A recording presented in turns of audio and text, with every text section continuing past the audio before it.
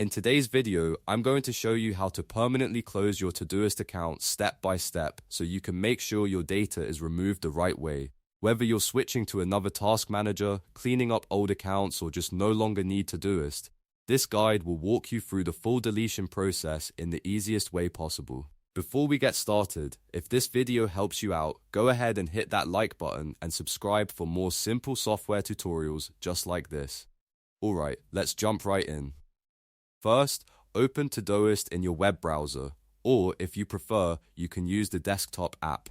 Once Todoist loads, look for your avatar in the top left corner of the interface. Your avatar is usually the small profile icon that represents your account. Click on it to open the main menu. From the drop-down menu, select Settings. This will take you to your account and app settings, where you can manage personal preferences, account options, and security-related controls. Inside Settings, look at the left-hand navigation sidebar and click on Account. This section contains the options related specifically to your Todoist profile and account management. Now scroll all the way down to the bottom of the page. You should see an option that says Delete Account.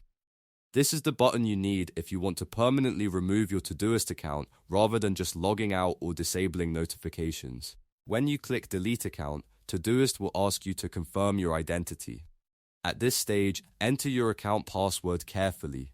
This step helps make sure that nobody else can delete your account without permission. After entering your password, click Yes, Delete to permanently wipe your data.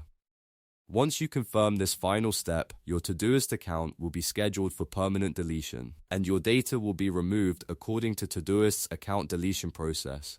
Just remember, this action is permanent, so make sure you really want to close the account before confirming. If you need to keep any important tasks, projects, or notes, be sure to back them up before deleting everything. And that's it. You've now learned how to permanently close your Todoist account in just a few steps.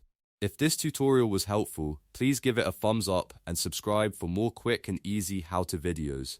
Thanks for watching, and I'll see you in the next one.